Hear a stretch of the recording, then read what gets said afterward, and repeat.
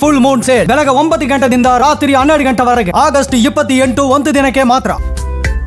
ಮತ್ತಷ್ಟು ಮಾಹಿತಿ ನಮ್ಮ ಪ್ರತಿನಿಧಿ ಕೃಷ್ಣ ನೀಡುತ್ತಾರೆ. ಕೃಷ್ಣ, ಫುಟ್ಪಾತ್ ತೆರವಾಯಿತು, ಅನಾಥ ಅಂಗಡಿಗಳ ಅನಾಥ ವಾಹನಗಳ ತೆರವಾಯಿತು, ಇದೀಗ ಖಾಲಿ ನಿವೇಶನಗಳ ಕಸ ತ್ಯಾಜ್ಯ ವಿಲೇವಾರಿ ಆಗಲೇಬೇಕು. ನಿಜಕ್ಕೂ ಕೂಡ ಇದು ಸ್ವಾಗತಾರ್ಹ ಅಂತ ಅನಿಸುತ್ತೆ. ಹೇಗೆ ಜನರಿಂದ ಪ್ರತಿಕ್ರಿಯೆ ಸಿಗ್ತಾ ಇದೆ ಈ ಕಾರಣಕ್ಕೆ?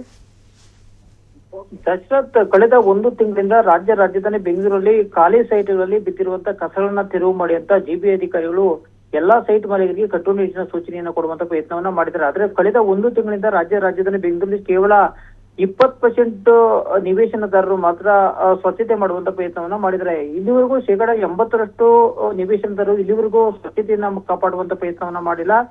ಸಾಕಷ್ಟು ಸೈಟ್ಗಳಲ್ಲಿ ಕೂಡ ಕಸ ತುಂಬಿ ಕೂಡ್ಕೊಳ್ತಾ ಇದೆ. ಇದರ ಬೆನ್ನಲ್ಲೇ ಹೀಗೆ ಮುಂದುವರೆದ ರಾಜ್ಯ ರಾಜಧಾನಿ ಬೆಂಗಳೂರಲ್ಲಿ ಕಸ ರಾಜಧಾನಿ ಆಗೋದ್ರ ಯಾವುದೇ ಅನುಮಾನ ಇಲ್ಲ. ಹೀಗಾಗಿ ಭವಿಷ್ಯದಲ್ಲಿ ಬೆಂಗಳೂರಲ್ಲಿ ಯಾವುದೇ ರೀತಿಯ ಅಂದವನ್ನ ಕಾಪಾಡಬೇಕು ಅನ್ನೋ ಕಾರಣಕ್ಕಾಗಿ ಜಿಬಿಐ ಈ ಮಹತ್ವದ ನಿರ್ಧಾರವನ್ನು ತೆಗೆದುಕೊಳ್ಳುವಂತ ಪ್ರಯತ್ನವನ್ನ ಮಾಡಿದ್ದಾರೆ. ಈಗಾಗಲೇ ಎಲ್ಲೆಲ್ಲಿ ನಿವೇಶನದಾರರು ಸ್ವಚ್ಛತೆಯನ್ನ ಕಾಪಾಡ್ತಾ ಇಲ್ಲ ಅವರಿಗೆಲ್ಲರಿಗೂ ಕೂಡ ನೋಟಿಸ್ ಅನ್ನ ಕೊಡುವಂತ ಪ್ರಯತ್ನವನ್ನ ಮಾಡಿದರೆ, ಜೊತೆಗೆ ಮನವಿಯನ್ನ ಕೂಡ ಮಾಡಿದರೆ, ಅರಿವನ್ನ ಮೂಡಿಸುವಂತ ಪ್ರಯತ್ನವನ್ನ ಮಾಡಿದರೆ. ಆದ್ರೂ ಸಹ ಬೆಂಗಳೂರಿನಲ್ಲಿ 80% ಖಾಲಿ ನಿವೇಶನದಾರರು ಸೈಟ್ಗಳನ್ನ ಕ್ಲೀನ್ ಮಾಡುವಂತ ಪ್ರಯತ್ನವನ್ನ ಮಾಡಿಲ್ಲ. ಇವತ್ತಿಂದ ರಾಜ್ಯ ರಾಜಧಾನಿ ಬೆಂಗಳೂರಲ್ಲಿ ಇವತ್ತಿಂದ ದಂಡವನ್ನ ಅಸ್ತ್ರಪಯಕ್ಕೆ ಜಿಬಿಎ ಮುಂದಾಗಿದೆ. ಇದಕ್ಕೆ ಸಂಬಂಧಪಟ್ಟಂತೆ ಇವತ್ತು ಶಾಂತಿನಗರದಲ್ಲಿ ಬೆಂಗಳೂರು ನಗರಾಭಿವೃದ್ಧಿ ಸಚಿವರು ಕೂಡ ಚಾಲನೆಯನ್ನ ಕೂಡ ಕೊಟ್ಟಿದ್ದಾರೆ. ಎಲ್ಲೆಲ್ಲಿ ಸೈಟ್ಗಳನ್ನ ಕ್ಲೀನ್ ಮಾಡಿದ್ರೆ ಅಲ್ಲ ಅವರಿಗೆ ದಂಡವನ್ನ ಹಾಕಿ ಅಂತ ಚದರಡಿ ಆಧಾರದ ಮೇಲೆ ದಂಡವನ್ನ ಫಿಕ್ಸ್ ಮಾಡುವಂತ ಪ್ರಯತ್ನವನ್ನ ಮಾಡಿದ್ದಾರೆ. ಸರಿಸುಮಾರು 40,000ರಿಂದ 1.5 ಲಕ್ಷವರೆಗೂ ದಂಡವನ್ನ ಹಾಕಕ್ಕೆ ಜಿಬಿಎ ಇವತ್ತಿಂದ ನಿರ್ಧಾರವನ್ನ ಕೂಡ ಮಾಡಿದ್ದಾರೆ. ಎಲ್ಲೆಲ್ಲಿ ಖಾಲಿ ಸೈಟ್ಗಳಲ್ಲಿ ಕ್ಲೀನ್ ಇಲ್ಲ ಅವರಿಗೆ ದಂಡ ಹಾಕಕ್ಕೆ ಇವತ್ತು ಜಿಬಿಎ ಅಧಿಕಾರಿಗಳು ಕೂಡ ತೀರ್ಮಾನವನ್ನ ಕೂಡ ಮಾಡಿದ್ದಾರೆ. ಕಳೆದ 1 ತಿಂಗಳಿಂದ ನಿರಂತರವಾಗಿ ಅರಿವನ್ನ ಮೂಡಿಸ್ತಾ ಇದ್ದಾರೆ.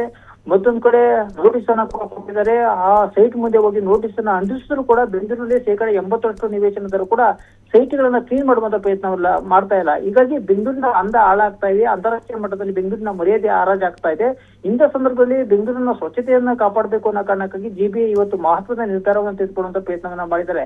ಆದ್ರೆ ಇವತ್ತಿನ ದಂಡದ ಅಸ್ತ್ರವನ್ನು ಪ್ರಯೋಗ ಮಾಡ್ತಾ ಇದೆ. ಹೀಗಾಗಿ ದಂಡಕ್ಕೆ ಎದುರಿ ಬೆಂಗಳೂರಿನಲ್ಲಿ ಇರುವಂತಹ ಖಾಲಿ ಸೈಟ್ಗಳಲ್ಲಿ ಕ್ಲೀನ್ ಮಾಡುವಂತ ಪ್ರಯತ್ನವನ್ನ ಇನ್ನಾದ್ರೂ ಬೆಂಗಳೂರಿಗರು ಮಾಡ್ತಾರೆ ಅನ್ನೋದು ಕೂಡ ಈಗ ಕಾದು ನೋಡ್ಬೇಕಾಗಿರುವಂತದ್ದು. Dasharath, thank you Krishna.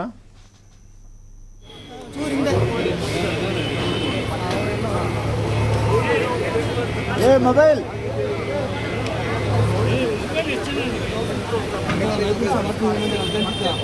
Sir ಒಂಚೂರು ಆ ಸೈಡ್ ಅದು ಬಂದಿರಲ್ಲ, ಅದು ಮಾಡ್ಬೋದಲ್ಲ, ನೀವು ಹೇಳತ್ರ ನಾವು ತೆಗಿಯಕ್ಕಾಗುತ್ತಾ?